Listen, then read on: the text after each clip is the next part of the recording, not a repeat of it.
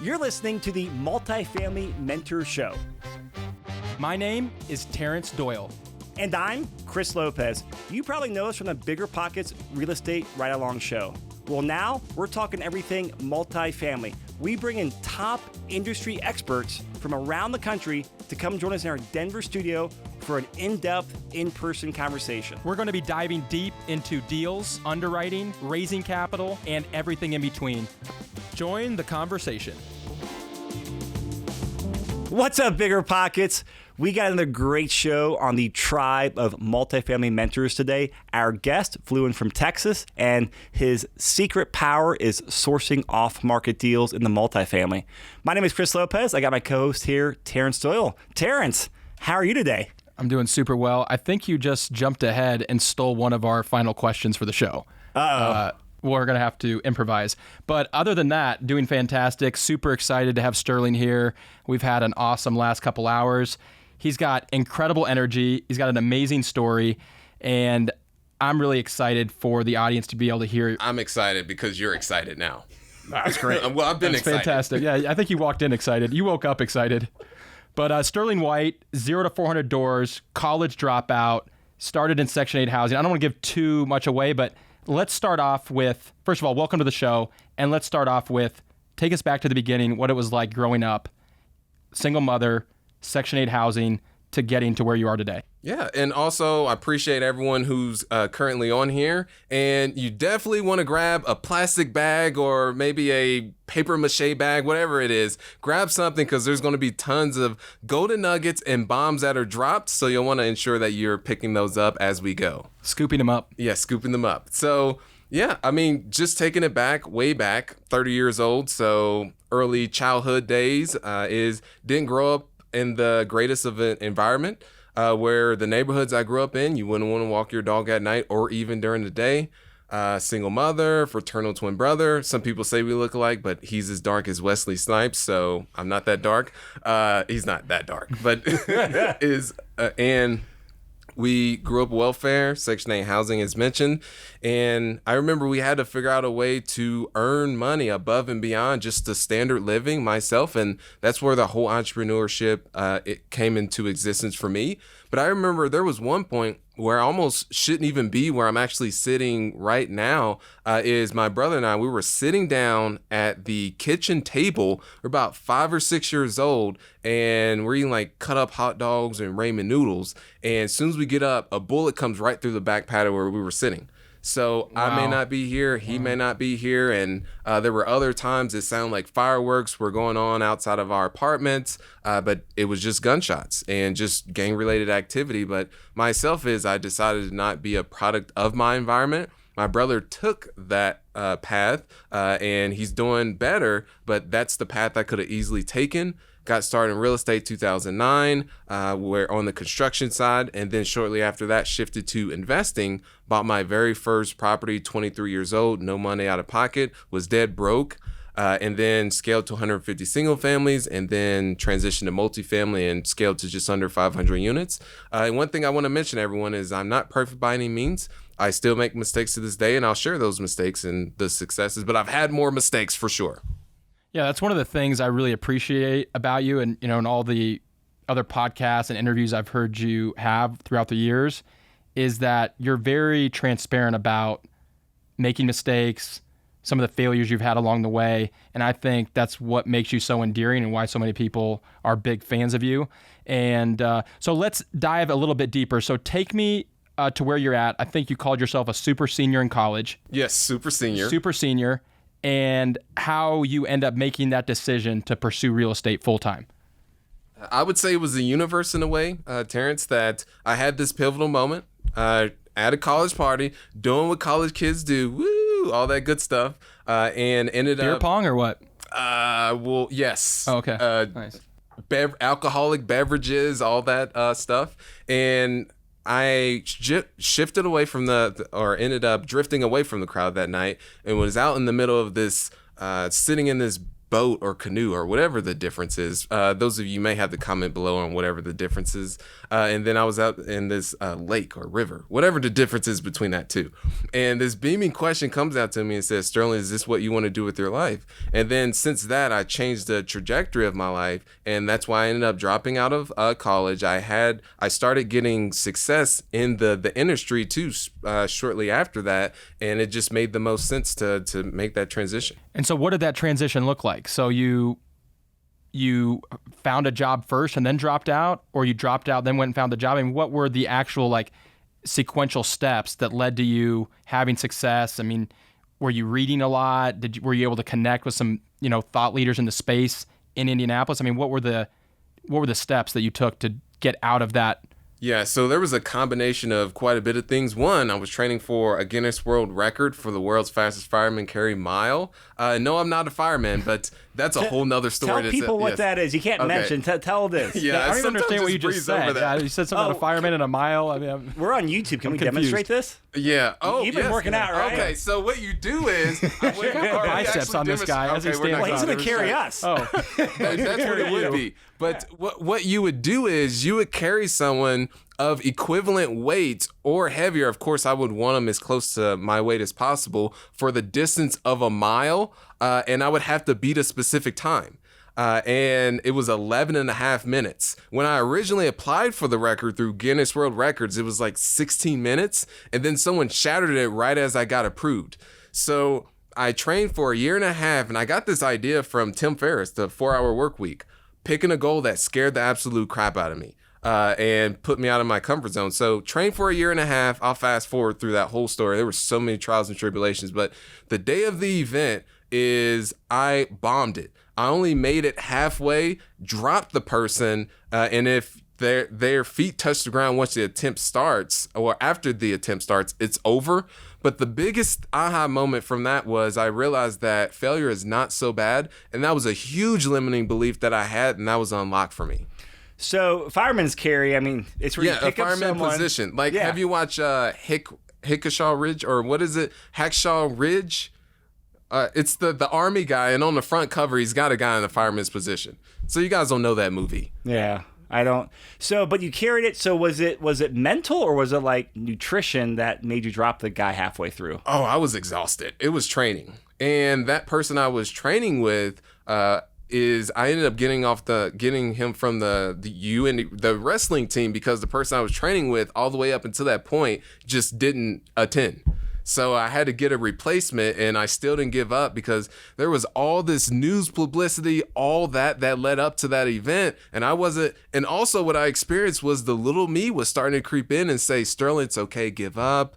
It's okay, just go ahead and walk away. All these different things, and I ended up pushing through. Found someone they actually lost some weight to get as close to weight as possible, and then the day of is at 800 meters.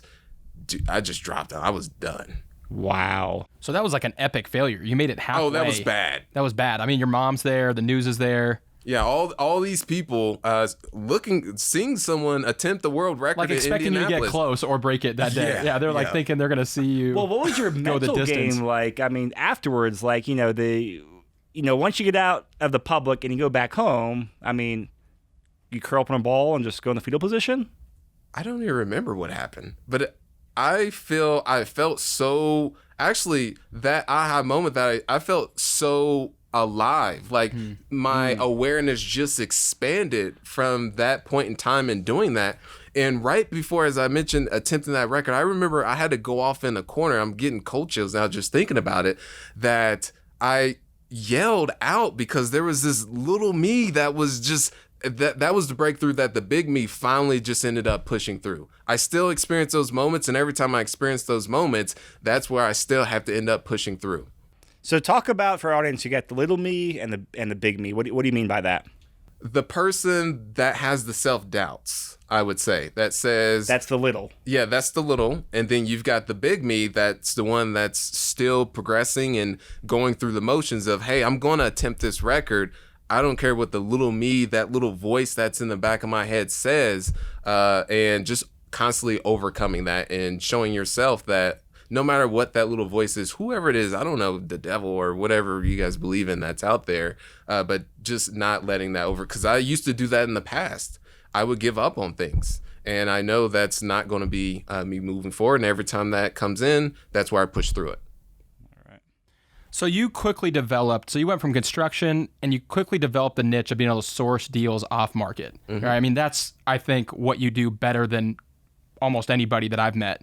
So walk me through how you discovered that and how you've been able to refine that, because it's really difficult. But I do think that if people listening are on a limited budget, don't have a ton of experience, and want to be able to do deals, especially in a hot market like we're in today, they're going to have to think creatively and get outside the box like you did. So tell us a little bit about the genesis of how this came about, and let's maybe do a little role play here. All right, we're going to do the role play. Okay, so why you're a fireman carrying us? Yeah, okay. that could be we're up in the ante. Yeah, that would be really painful. Right. But I'll make it work. So is the when I transitioned from single family to multifamily, this was in 2017, where the market was starting to heat up in Indianapolis, and was going the traditional route, going through brokers, establishing those relationships. They were sending over deals and just wasn't having much success with what the most we could pay. And we felt that was a stretch. People were paying 15 to 20% more than that. Wow. So instead of just, okay, let's stay on the sidelines, wait for a quote unquote correction to happen, let's decide to take more control into our own hands. Because one of the top quotes that I have and I live by is that you are the creator of your destiny. So in my life is that wherever I decide to go is I am the creator of my destiny. So in that case is I decided that, okay, well, let's take more control into our own hands and let's go the route and beat the brokers to the punch. Of course, if a broker sends you a deal, now go direct to the owner, you build your own list and then start the outreach. Yeah, I think you nailed it. Being in Denver the last 6-7 years has been one of the hottest markets in the country. And I can't tell you how many times I've heard Denver's too hot. There's no deals. You'll never find what you're looking for. I mean, countless times. And we're looking for a value add deal, 20 plus units, blah, blah, blah, blah, blah. Oh, good luck. Let me know when you find it. That's going to be really hard. I mean, meeting with some of the top brokers in town. So I can definitely relate to that feeling of a little bit of discouragement and like, man, how are we going to do this?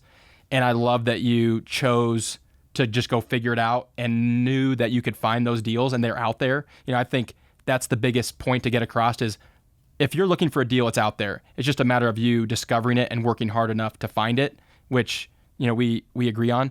So walk me through how you started the process of cold calling and what that looks like. Yeah. And one thing I want to premise for everyone on here is one, you can find a way or you can find an excuse. That's always how I looked at it. And that when there's an obstacle is to figure out a way to overcome that obstacle versus just looking at the wall and saying, oh, okay, the wall's too high, is figure out a way to break through the wall. Maybe that might not be ideal for you to do that. Maybe go around the wall or build something to go over the wall. So that was the route we took with just making a pivot, which I'm a firm believer that that's what entrepreneurship is about, is be willing to pivot. Pandemic happens, COVID happens, you may have to pivot. So how it initially started is I was deciding what routes to take to go direct to owner. And then from that, settled on driving for dollars, looking for properties that needed work, because was looking at the most affordable strategy because we were on a shoestring budget with making that transition from single family to multifamily. And then from there, I said, okay, what's another most cost effective route? Oh, my cell phone, picking that up. It's, I think, $40 a month or whatever it is for me for my phone bill. And I had a 2001 Honda Accord. Those things are great on gas mileage. So having these various things and I was just able to leverage that.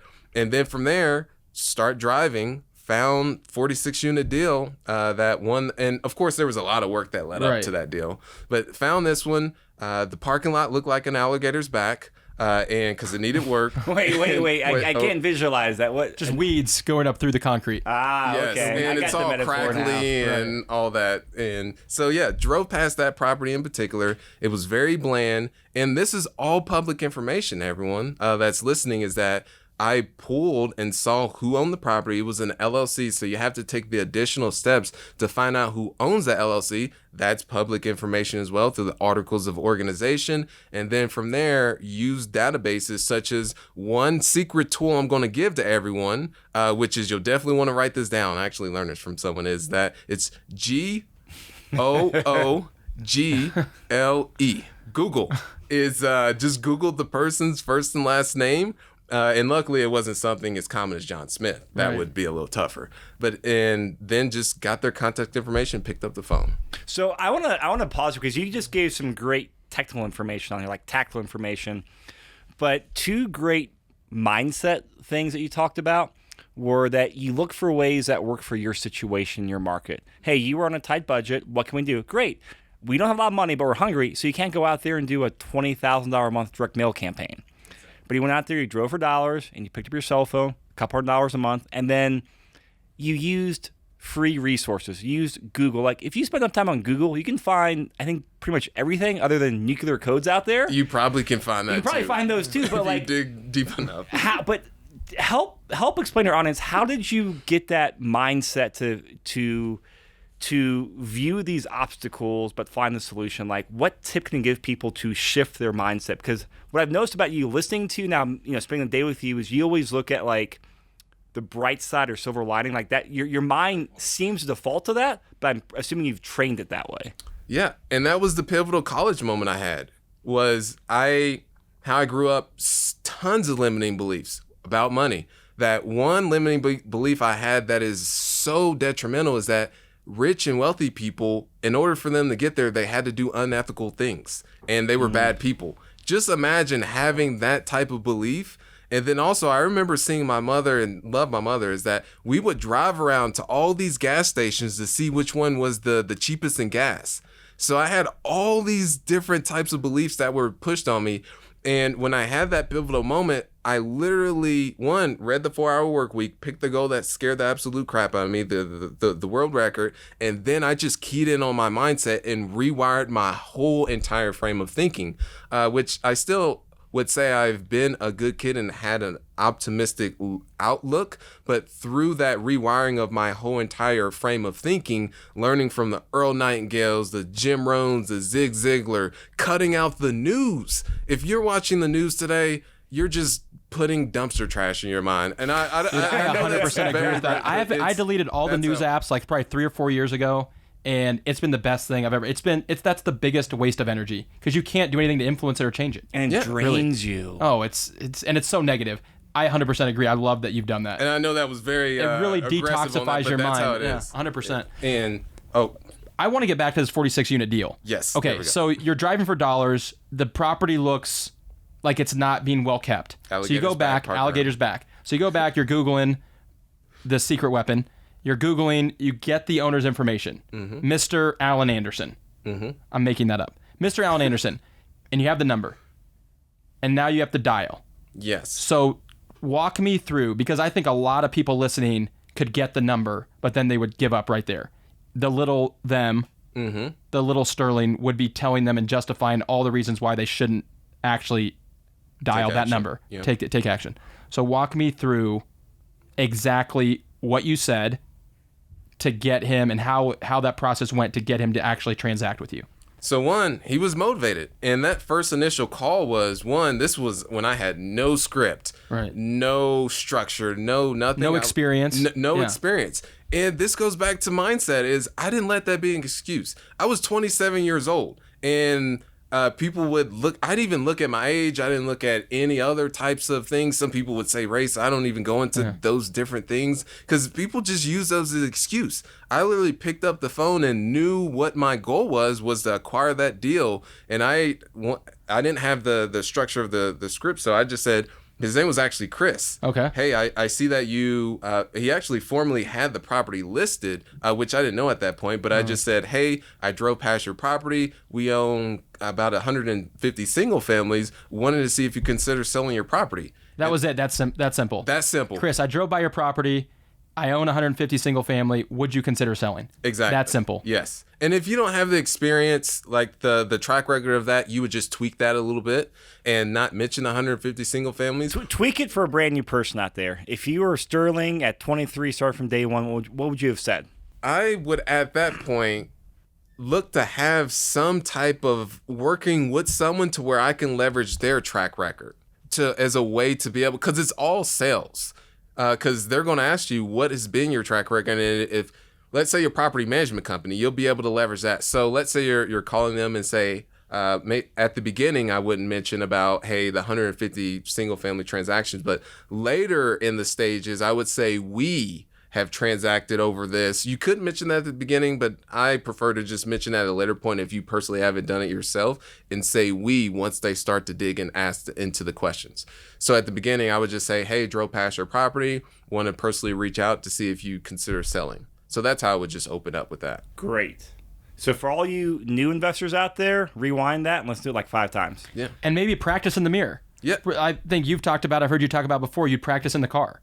Things that are uncomfortable, and especially when it deals with rejection, I think people shy away from. But I think the more you practice, the more comfortable you get. And I've said this, and you and I agree on this, is the first 10 seconds are so critical. Oh yeah, huge. The more confident you sound, even if it's your first deal, they can sense it. They can sense it. So the more confident, and confidence comes from repetition. So practice with your girlfriend, your roommate, your best friend, your mom, whoever, your dog, whoever you have to practice with to get those reps. That's going to develop that confidence. Or and that video muscle. yourself. Or video. I love that. Video yourself. Yeah. There's so many different ways. And just going back to the confidence thing is, I have an 8-year-old daughter. Her name's Kinley. So just imagine me with a full head of hair down to my back like Tarzan. That's what she looks like. And I taught her how to ride her bike. And I remember that the first couple of days were very rocky. And before all that, I said, Kinley, do you actually want to do this? Because she saw all of her friends and family doing it. She's like, yeah. And I explained to her at the first beginning stages, it's going to be tough. You're just learning it. And then as you start to get going, you'll start to enjoy it even more. And I remember at that moment that when I would hold on to the back of the seat, and then she would do the majority of the maneuvering, and that I remember that moment where I had let go of the seat, and then she just went on about her way. But it took practice. The same thing as role playing, and is the same thing with anything, and then you'll start to build that confidence. So Chris is the seller of the 46 unit, and he responds favorably to you asking, would you be interested in selling? Not really. Okay. So he mentions if you are not willing to put down $50,000 earnest money, we no longer need to continue this conversation. That's what he said right after I said that. And this is all sales. That's why I always mention Mic that. drop, 50,000. Yeah.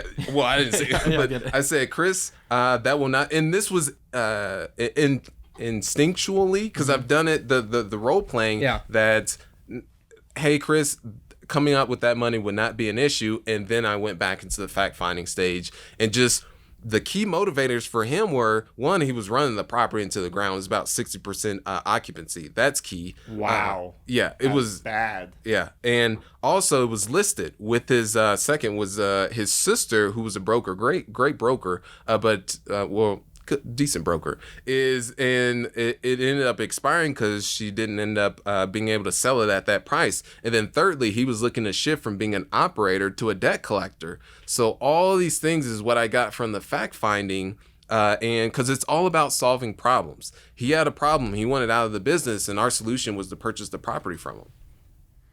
Okay, so you get the fact finding conversation done. Yes. And then what happens from there?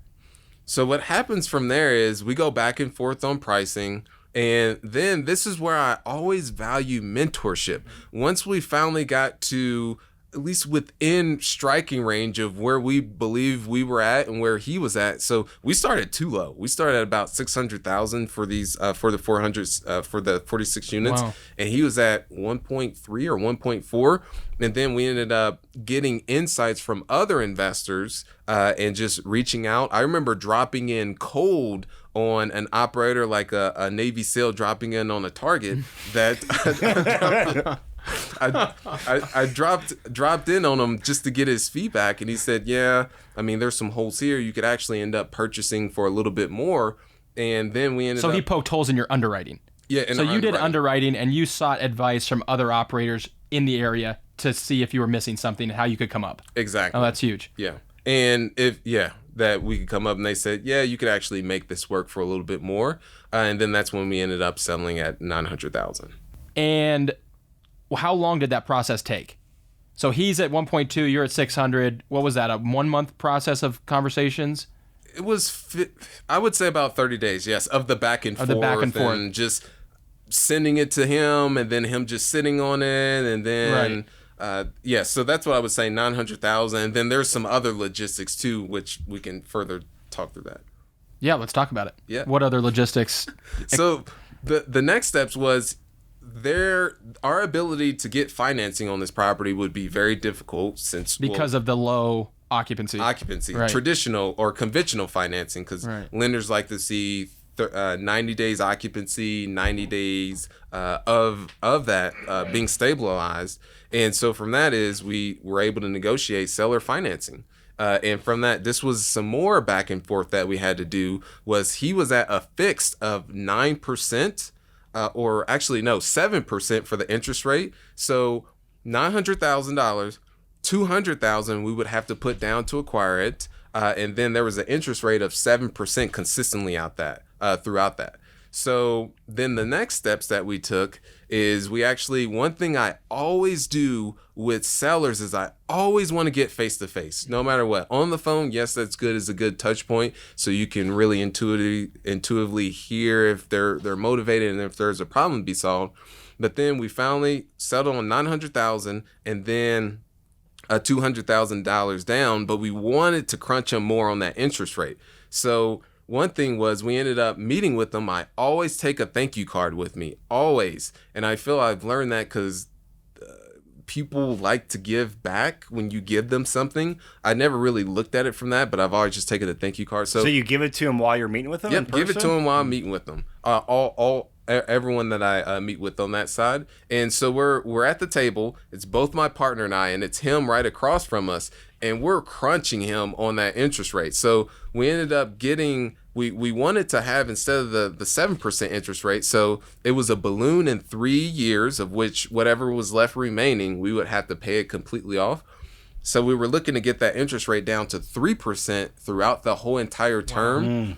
And so when we were crunching him on that, we almost had him to agree. He was about to say yes. And then all of a sudden we hear, oh no, that's not happening. And it's his wife in the other room. She swings in and she's like, no, we're not going to have that happen. And I was like, well, we know who wears the pants in that relationship. You got the real decision maker coming out then, huh? So we were able to get 3% first year, 5% the second year, and then it goes up to 3%. Goes up to 7% the last year. That's still pretty phenomenal terms, though. Oh yeah, that was a really good. That was a good. He carried back $700,000. You guys came down with $2 million, and then so you guys had time to improve the property, and then you could go get bank financing probably within the first 12 to. So we sold that property, but yeah, we raised an additional $485,000 to take care of the improvements. So what was the business plan? So you got to this point where you got the better seller carry structure. Mm-hmm. Walk us through, then tell us what the business plan at that time was. So the business plan was to hold on to it for the long term. The average rents there, so this was very lower income, $500, and was the average rents, and we were pushing. Hold on, what market is this? Indianapolis. Okay, your backyard. Yes. Got it. Okay, cool. And so the average rents were $500, and through improvements, which were, I'd have to pull up, I believe on there it says it. Is it about $9,000 per unit, $10,000 on the construction? But through the improvements of that, so whenever 485 divided by 46 units or 46 divided by 8,000. 8,000. Yeah, so it's 8,000 a unit. Through those improvements, that's when we would be able to push up the rents by $105 across the board. And this was so you had done a bunch of flips. You were comfortable with construction. So this was nothing. We did 150 single families, and we also did several flips too. But then we really got the bulk of everything from the single families, and we had an established crew. Right. So you had the construction dialed in. You understood the scope to clean up this property. You knew what the rents were going to be. But I would say, though, our big mistake going in, especially with these older properties I want to mention for everyone, and this was about before 1970s built, and this was one thing we never, because with the single families we didn't pay attention to that, because we would go in and we would buy something for about $35,000-$40,000. Yes, these were decent houses. For those of you who are in California or New York where you couldn't get a piece of a land for that, you could actually get a decent house in a C to C plus neighborhood for that. At that time things have appreciated, but I forgot what I was going to mention on that. You're talking about construction, one of your biggest mistakes. Older properties. Raise more than you need. Yeah, that's a great point. Great point. Because construction always goes over budget and not on your schedule. Exactly. Always. It was very bad winter months, so that also affected everything. So going over budget, and then also timeline, not being able to hit the returns as soon as we had anticipated. So those are some things, especially on your first larger deal. We had never done a project that large of that much moving parts with that amount of money that was floating around. And I'm going to hit the pause button here. What was your infrastructure? Because you've mentioned your partner, and then I know throughout, your investing career, you've done, you've handled a lot yourself. So at the time, what was your infrastructure like from your investment company? What did it look like? So I'll give a shout out to Jacob Blackett. He was the partner on that, and one of my longest partnership I've had, and we're still partners to this day on the apartments that we have, is he was, and this is another share for everyone, is finding someone, being self-aware of your strengths and then also your weaknesses. That was one key thing that really helped me early on, and being okay with my weaknesses. And at a later point is one of the weaknesses that I thought was a strength ended up being, but that's a whole nother story, is that one ended up finding a partner who complemented those, and that allowed us to scale more quickly. So we had that. And then we had a property management company that had leasing agents, admins. We had a construction manager on the team that was my partner's dad, who was managing all the contractors. And who else did we have? We had an acquisitions arm.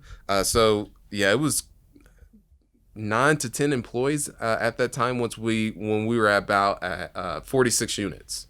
Okay. And I was that's great to have, because, it really is a team sport taking out properties like this. So that's what your infrastructure looked like. And then how did everything go on executing the property? The plan did not, it somewhat went the way we wanted. We were able to get the rents that we wanted, but one, bad winter months, and then also the cost of construction went up more than we had anticipated. And then also, as we later went into the project and through our buy and hold, we were starting to get capped out of the rents of that. Yeah, so that was one thing that we experienced too, and we just ultimately decided to sell the property due to that not being able to really push up the rents as we initially had anticipated. And so what you mean there is, regardless of how beautiful the unit was and how well you guys were managing it, how perfect, flawless they were doing the leasing, there's just a ceiling based on the location and the size of the units that you could not get more than so what was it, $605? Yeah. So no matter what you did, you couldn't. So you were maxed out. And so at what point, was it because you guys had, construction had run its course and you guys were ready to sell, or you guys, the area had appreciated, interest rates were dropping, or what was it that it was like, now's the time to sell? How did you guys come to that decision? So one is also the boilers is one. This was on that we had to pay the gas on that particular property, so it was just eating at the expenses. So yeah, for those of you not in the Midwest, in the middle of winter, oh gosh, blizzards, yeah. Wind chill, below zero. These boilers take a beating. One of our boilers went out. Yeah. $20,000. Did not expect that. Right. And that goes back to raise more than you need, because those types of things happen. Everyone thinks that, you're going to go in and everything's going to be all rosy. Right. I have not met many operators where everything has gone exactly according to plan. Maybe there are some. It doesn't happen. You got to plan for the unexpected and be prepared for that. So you guys had some unexpected CapEx. And at what point, how did you guys make the decision to sell? We had an offer that we couldn't refuse from a 1031 buyer. Oh, so just off market, someone approached you? Not necessarily. So we looked at the numbers and said, does it make sense for us to hold on to this long term? Because we were starting to get a cap out on rents. The expenses were, it just wasn't where we wanted them to be, in essence. So did we want to refi onto this property and hold on to it for the long term? And then also we were scaling to larger deals too. This was a 46 unit. And from that, we had already the deal right after, or we had a recent close of 156 units. So we started to see that it's even more efficient to operate these larger deals. So all those factors came in mind. And then we were at the top of the market. So we said, well, let's go ahead and see what our BOV is, a broker opinion of value. And what opinion did you get? We got 1.85 on that. So which was like... and you bought it for 900. Yes. Put in 480 into construction. So you're into this thing for under 1.5. So that's great return for your investors, great win for you guys. So what did you guys end up selling it for? I mean, we sold it for 1.85. Oh, nice. So that's what they gave us, that price, and that's what they actually executed on. Wow. Phenomenal. Yeah. I mean, that's what. And that was your first multifamily deal? Yeah, first deal. Went full cycle. And there's another deal that we're selling too, but it's what people are paying right now is one, preferably would like to be for the long term, buy and hold. But I mean, sometimes you just gotta, we've experienced just make pivots. Right. So on that deal, you had the seller carry. How was the financing looking like? Because did you raise money for this deal from investors? Mm-hmm. Yeah. How did you structure that? And what year did you end up selling the property? Because those are two questions I'm really curious on. Yeah. So we sold the deal. We bought it in 2017 and then sold it 2.5 years later. Okay. So this was the end of 2020. Is still throwing me off completely. So it was the end of 2019? No, it was end of 2019. Yeah, wait, was it pre-COVID or post-COVID? It was pre-COVID. There we go. Okay. That's how we think now. I like that, yes. Pre-COVID or post-COVID? Yeah, definitely pre-COVID. And so how we structured the deal was a debt deal, which I don't want to, moving forward, we learned from that deal is to preferably just structure them equity.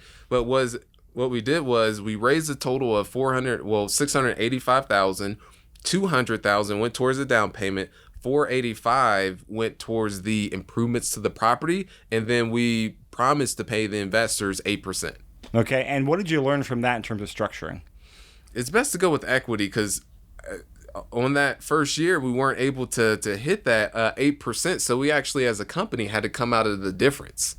So you and your partners were writing checks out of your LLC or whatever it was to make up that difference. That is correct. Those are not fun checks to write. No, they're not. But you just have to, in essence, satisfy your investment. And it's so versus if it's an equity deal, is that whatever is left to be distributed is left to be distributed. But if you've got debt, it's like the same thing with the mortgage. It is. You have to pay it. Yeah, you have to pay it. So you had promised 8% annualized, and you were making monthly or quarterly payments? Quarterly payments. Quarterly payments, and you had to make them. Yeah, it's just like a bank that you owe money to. Yeah. There was no, and so.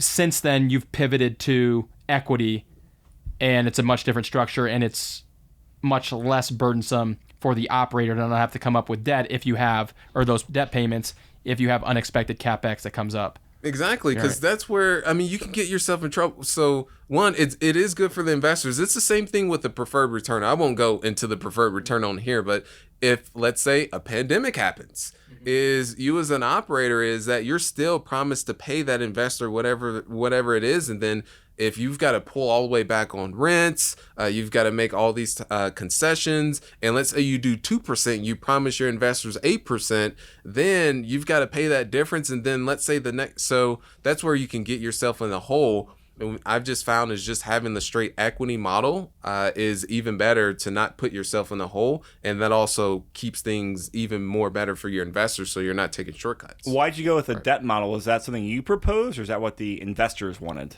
I don't even remember. Yeah. Just you live and you learn. Simpler is better on your first deal. When we were starting out, we were doing the same thing. People would just give us money, and they wanted a fixed return. And sometimes it is simpler, especially when you don't have that track record. People just want to know, what am I going to get? If they screw everything up and totally, fail, can I at least count on this number? And I think, as you get more experience, people start to get more confidence in, hey, maybe I don't need to see money for 2 or 3 years because I know that they're going to perform. So I think, that's definitely how we started as well. So I can relate to that. So this was your first multifamily deal sourced off market. How many deals have you been able to source off market, no brokers, from cold calling since then? 8 deals on the multifamily side. 8 deals totaling what? I think you count almost 450 units. Yeah, I would say just under 500, all direct. All direct, no brokers. No brokers. Wow. And using that same system of you drive for dollars, you see. No. So we started to scale. Okay. So that's not very scalable. Right. With myself. With your Honda Civic? Yeah, exactly. Accord. Oh, the Accord. Sorry. I apologize. And so, yeah, it's not scalable. So from that is then we started to shift to actually pulling lists. Mm-hmm. So using databases such as CoStar, Reonomy, and I don't get paid to mention any of those sources, is what we personally use. So we go to that database, pull the data, and then that's when some of these databases have the contact information, some of it's outdated. Prime example is, and it's hit or miss, that I had a CoStar rep in front of me in one of the apartments I had, and I said, could you pull the owner information on this property? And they had the owner from 2 years ago. And I said, please don't add my contact information to it. But that just goes to show that you still have to go the extra mile. But that was the steps that we would take. We would pull the list, and then from there we would dump it into our CRM, and then we would do the calls and then. And were you doing the calls, or at this point had you hired other people to do that? So this was I was still doing the calls until up until our 156 unit deal. That's when I ended up just hiring a team from that point. Wow. What is your current deal sourcing infrastructure look like?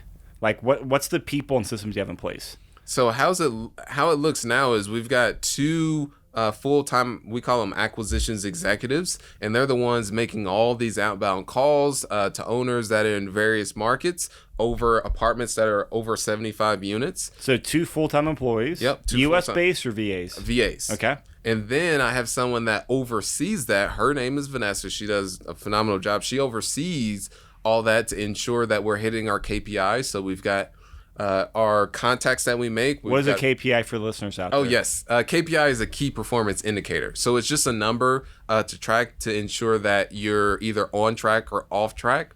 And so we track contacts made, not calls. We track actual contacts, because you can call a lead 4 to 5 different times. We track that as once versus tracking the calls as 5. So once they pick up the phone and say hello, that's a connect.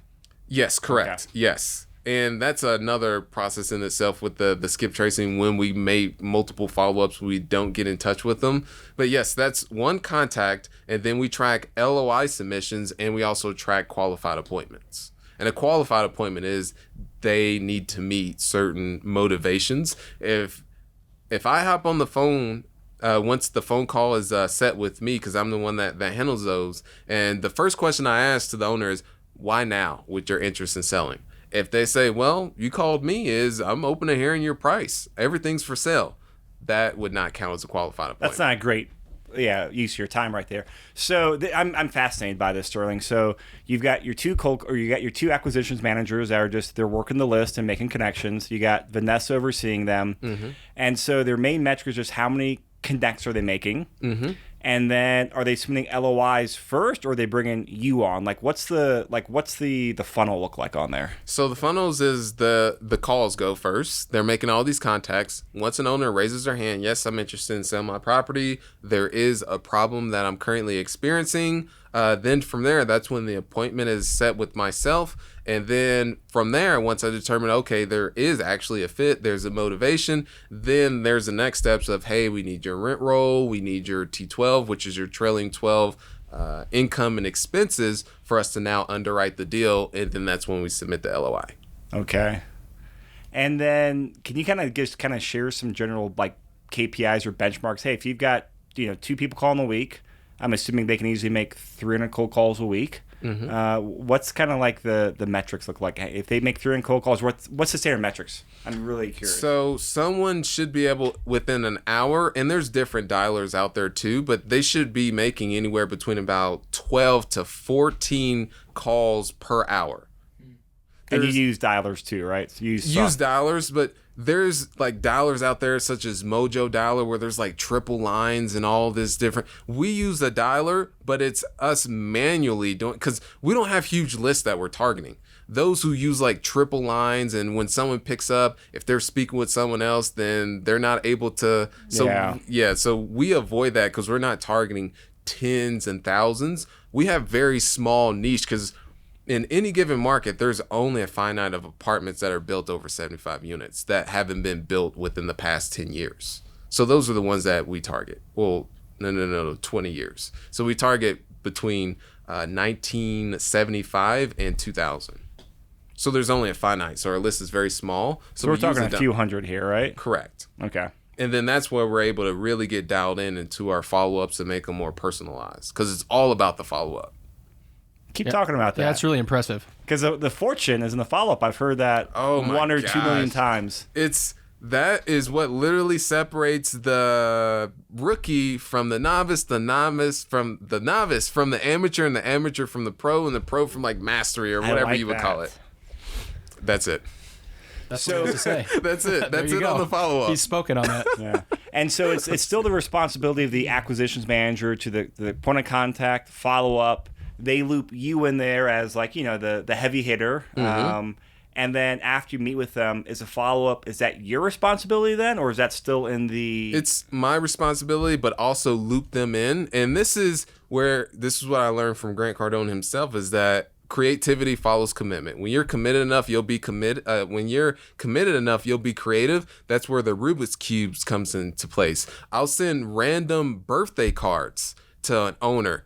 And within it, it'll say, hey, I may be a little bit too early. I may be a little bit too soon, but I just want to ensure that I'm still that I got you taken care of. So all these things versus the common issue that people do is now you're interested in selling your property. Now you're interested in selling your property. Now you're interested in selling your property. Now you're interested. I'm hearing a theme here.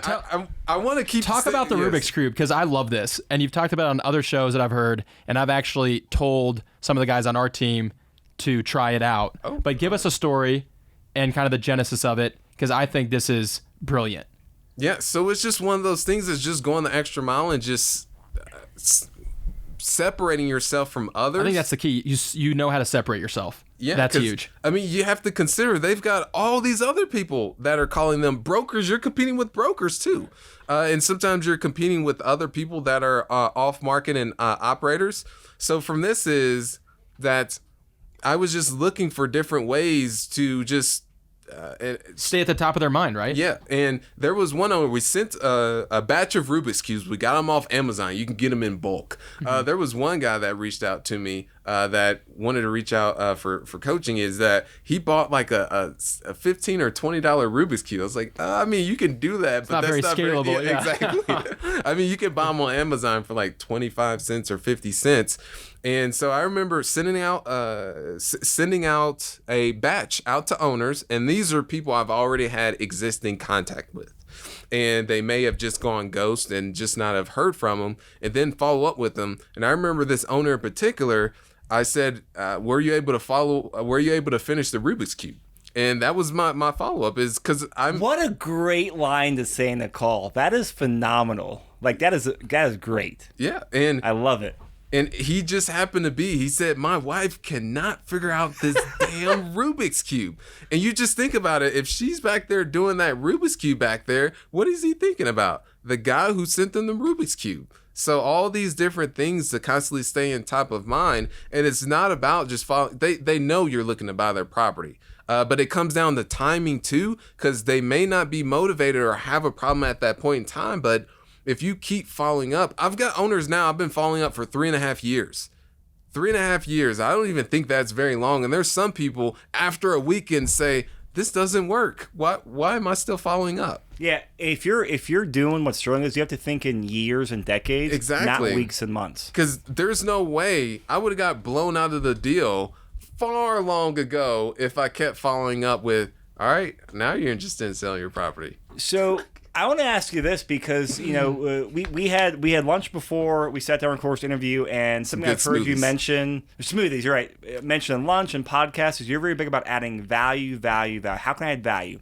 So you're calling people, you're trying to find a solution, but how do you weave in? How can I add value to you, Mr. Apartment Seller or Mr. Apartment Owner? So I'll give you a prime example of a recent one. I'm just giving away gems to you guys that I followed up with an owner and said, hey, is there any contractors that I can send your way? And he just happened to say, well, no, Sterling, at this point in time, possibly in the future, I'll give you a call back. He gave me a call back weeks later. Someone ran into one of his buildings, unfortunately, drove their car into one of his buildings, and the brick, he needed a masonry, someone to help with that. So I sent him someone I knew. And that's a prime example of just adding value that he knows that I'm looking to buy his property. I don't need to say, hey kid, I know I sent you over that contractor. Now you're looking to sell your property. I always want to go back to that. So, but you're gonna stick out as the most memorable person he's talked to about his property because you helped him. Yeah, I mean, he gave me a call. That when an owner gives me a call, I'm like, holy crap, what is going? That call, right? Yeah, that doesn't happen. I would totally agree. Yeah, just helping people solve problems in your ecosystem, whether it be contractors. I mean, I think we've done the same thing just on contractors. They've needed help getting a loan. They needed help with a truck or tools. I mean, anyone. Parking lot renovations, I've sent them over. Like we had one of the properties we had in Louisville, 80 units, is that we had our parking lot or vendors that we were sourcing through, and we ended up finding one that we were going to go with. The guy across the street whose apartment we were looking to buy, I said, hey, I know you're looking to do your parking lot. Here's the vendor, just following up. Yeah, I love it. Always looking to add value to anybody that you're working with or currently on your team. I mean, that's the way to build a long-term relationship and stay top of mind. So I know you've talked a lot about mentorship in the past, and we've highlighted on the show, and the show is called The Tribe of Multifamily Mentors. Chris and I both believe strongly in mentorship. Tell us your experience with your mentors and what you've learned throughout the years and what you're currently going through. Mentors has been huge. Firstly, when I started in my on the investing side, is having that person where I didn't have the cash, but I did have the drive to be able to find the deal, and I ended up working with them for completely free. And as a way to at that time I was living in my friend's den, so I was doing whatever it takes. At that point, I had a side Amazon business too. That I was just doing to float my overhead, and all this was the genesis of so many pivotal moments that I was training for that world record, all these different things. And so I had that mentor at that point in time, and even today is that I'm always reaching out to find people who are where I am. Grant Cardone, for instance, is that with his system that he uses with cold calling, is I ended up attending his boot camps, all these different things that he does. But that's how I was able to take that system that he has with structure. And that's when we were able to really propel our acquisitions arm with when we had a system, a structure in place, because that allowed me to step out and plug someone in. When I first started when building businesses, I always thought that, I don't want to do the whole corporate, have structure, have processes, all this. It's a nightmare if you don't have those. I remember each time when we would go and raise money for deals, we would have to remember, okay, what did we do last time? Versus just having everything documented, having a process, plug someone in. That way, when you hire someone, you're so much more organized. I've learned that same lesson. I'm not a systems guy, even though now a lot of people call me that, because I hate systems, but I hate not having systems 10 times worse, because that whole thing, it just creates headaches. And all of a sudden, I'm awake at 2 o'clock in the morning. Oh, crap, I got to send this email tomorrow to this guy and do this and do this. It's all those little items that just drain you and just kill your creative process. Yeah, and it's one of those things myself is I knew that because putting my entrepreneur hat on, I'm more of a technician, but I've got to be the entrepreneur, put my hat on, is that now when I do certain things is I have to take a step back and document exactly what I'm doing, because it's one of those things, yes, you're taking 1 to 2 steps back then, but it's all thinking long-term. Because, it's a pay now, but once you plug someone in there, is that it's now running the business, it's a lot more efficient because you get someone in there. And one of the things, let's say our YouTube channel, for instance, is when we're posting videos and editing videos, all that, I have a checklist. Hey, here's a checklist, just pass it on to them. And that versus just constantly having to go in there, hey, you want to do this, you want to do this, here's a checklist. I love it. What is your advice to someone out there listening? We had some people on the Q&A that had kind of a similar train of thought of they're younger, they're out of college, they're in a career, they're stuck, and they're really looking for that mentor to kind of guide them and hold their hand to get into real estate. What's your advice for how to find the right mentor? So for myself is you've got to open up your, what do you call that? Put the idea in the universe. Okay. So for me, that when the student is ready, the teacher shall arise. That's exactly what happened to me. My mentor was at my CrossFit gym that I was training for that world record at. Wow. And I was building a relationship with this person and never even thought they would be my mentor. And from that is I overheard one of their conversations that they were talking about doing a build out on that CrossFit gym and for construction. And at that point, he mentioned about some apartments that he had, and I overheard that, and I said, "Hey, his name's Will. Let's go out to Subway. Would enjoy talking a little bit more about this." I had no clue I was actually going to pay for the Subway. I was that broke. And I was hoping that he would actually. Is pay that when for the it. account went negative? Oh yes, The Subway sandwich. Well, no. What I would do is I had a.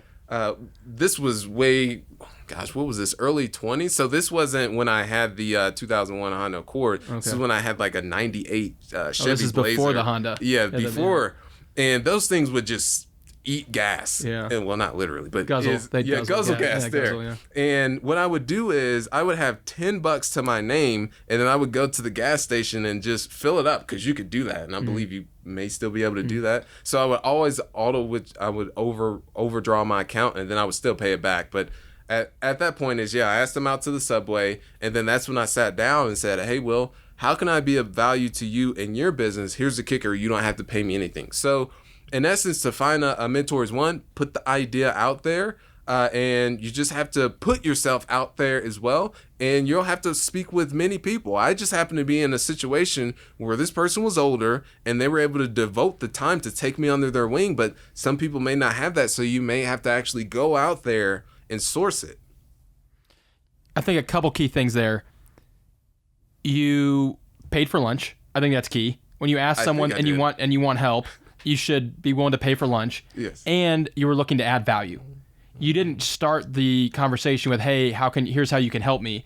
You looked for, just like you do with sellers, right? Or property owners. Hey, what are the problems that you have, and what can I do to help solve one of those to add value so that can be in your ecosystem? And I think that is the punchline, is you have to look for problems either with the property owners or with people, if you're looking for a mentor, people around you that are experienced. Everybody. And see what problem they have and how you can solve it. How can I be of value to you? We can talk about that later. Yes, there we go. I could use help with my biceps, actually. I want to say step I want one, my you flew out biceps there, to look right? like yours. Yeah. So I think I may have given this away at the intro, as Terrence pointed out, but going back to your secret powers, we always like to ask people your mentors and your secret power, because you have built a team, you have scaled up, and what is your highest and best use of time, mental energy? Like, what do you do that makes you different and allows you to add tremendous value to your team, your investors, everyone that you come in contact with? I would say my ability to tell my story in a way that people are able to digest it and be relatable and show that I'm a human. So there's that aspect, and I've been able to, that's led to investors, relationships with being able to acquire deals direct to the owner. So that's one superpower. Is I am you could say an extrovert. I'm also introvert in ways too, but is more of an extrovert and being able to just have a conversation with anyone. So I would say that's a superpower in a way. And then also I don't know whether to call it humble beginnings, but just being able to take that negative environment and instead of using it as a crutch, take the ability to turn lemons into lemonade. So I think those are both great. I want to talk about the telling your story section first, because that is, I often hear people say, "Oh, he's a natural at that." No. And when I talk to people, no one's a natural. That is very hard to do, and the simpler you make it look, the more time you put into it, has been my understanding. So Fair enough. how have you gotten good at telling your story? Because that's something that's great for one-on-one cold calls, for then building out your systems. So you have 3 people doing the front end work for you, and also being able to do it. You're a great contributor to BiggerPockets. You're on podcasts. You're on YouTube, and you can tell your story at scale. But where did that start from? Like, what were some of the first dominoes that allowed you to scale and use that to help you build your business? Volume, I would say. And so that story I told to get more into the tactics, that story that I talk about the ramen noodles bullet coming through the back patio is that, one, I've told that, and and I tell different stories and different live streams that I do, or let's say a YouTube live, or if I'm speaking to someone, I see what hits. So I use different, so it's like an actual tactic. So there's that. That's a way I tell my story multiple times in different ways and seeing what hits. And then from that is I'll incorporate that more. But also everyone has a story. We've got J-Rock over there who has a story. We've got you, Chris, that has a story. Yes, you that has a story. And also Terrence has a story. Is that within that story, there's branches as well that you can have. And each branch is that I could say, I'm trying to think the mentorship is how I found that mentorship, and then branch on how the benefits that came from that. Growing up in humble or negative environment and talking about all the stories underneath that. Talk about being broke and riding around the gas, mother riding to different gas stations to see which one was the cheapest, or over withdrawing my account, not being able to pay for Subway. So I tell all of these stories and see what resonates, but it comes from volume. And then from that's why I've been able to compact it. So it just takes practice.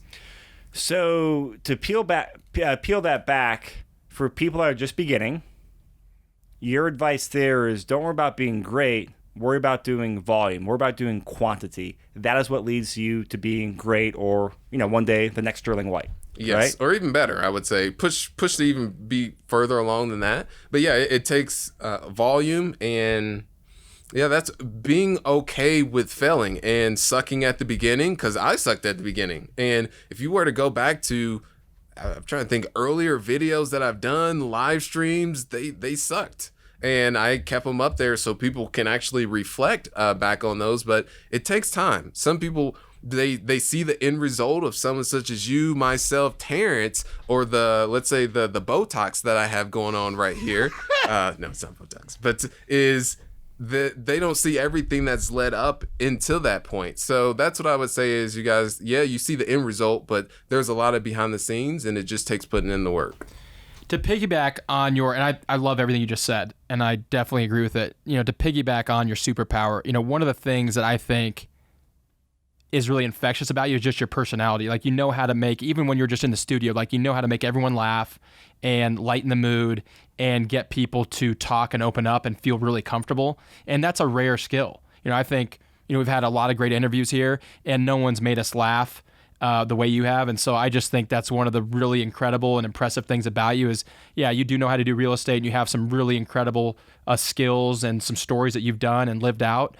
But I just personally love that you know how to lighten up the room and make people laugh. And that's an incredible gift to have. This has been really enjoyable, Sterling. I can't wait for you to come back. No, we're not ending it. We're going to keep on going. The show must go on. Actually, I do have one more topic I want to hit on. I have to go to the restroom. Okay. But, Real quick, because we've all talked about this. Like, the first way I got connected to you was through BiggerPockets. I don't know what blog post or article or podcast, but somehow through BiggerPockets, and you are I think you're a top contributor to use the BiggerPockets term on there. You're a big dog. A lot. He's a big dog. Yeah. So top 4, top 5? Like you do a lot. He knows his ranking. Impressive. Wow.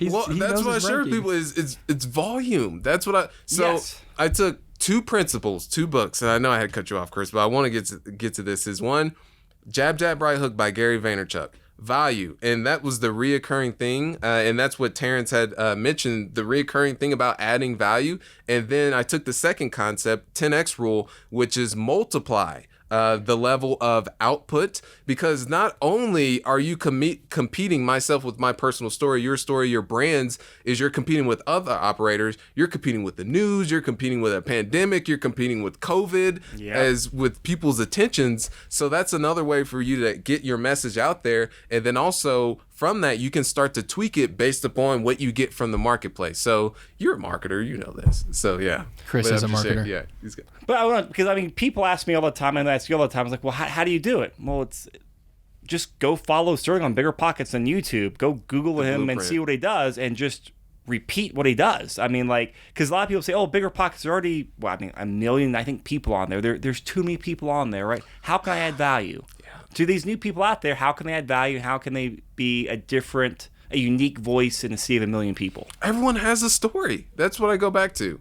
Everyone's, and that's why my company name is Sonder Investment Group. The word Sonder is that each passerby that you experience in life, me passing you, is that we have a vivid and distinct life as much as our very own.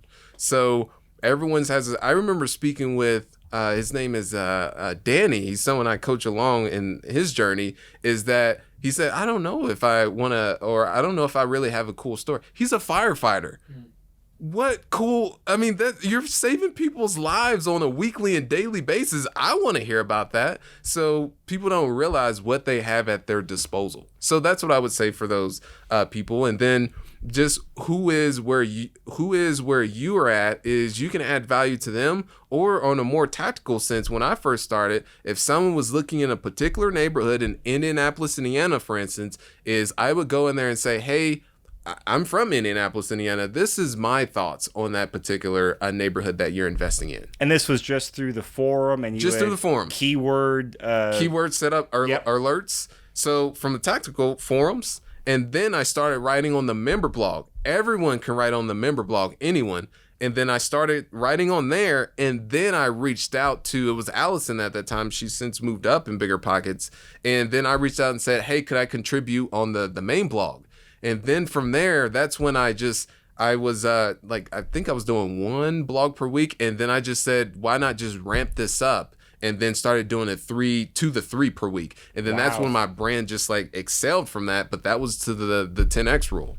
So for everyone out there listening, take notes on that, because I mean, that's the recipe right there for getting out there, meeting people, building your brand, and great things will happen if you do it and if you stick with it. There's always a way. That's all I have to say. And that's another superpower you could say I have, is that whatever is out there, that myself is, I'm a firm believer that I can figure it out, and there's tools out there at my disposal, or I may have to tap into someone else and add value to them to where we can both get to that end goal. I can get to the end goal, help them get to their goal, but either you find a way or you find an excuse. That's how I look at it. I love it. It's well said. So Sterling, real quickly, what are great ways for people to follow you, learn about you, learn your investments, all that stuff? Where can they find out about you? Yeah, so one is sterlingwhite.com, sterlingwhiteofficial.com, sterlingwhiteofficial.com, and it's the same thing on Instagram, sterlingwhiteofficial. So go ahead and slide into the DM with any questions, and that is direct message. That's what DM stands for, by the way. All right. We'll see you next week, BiggerPockets. You're listening to the Multifamily Mentor Show. Join the conversation.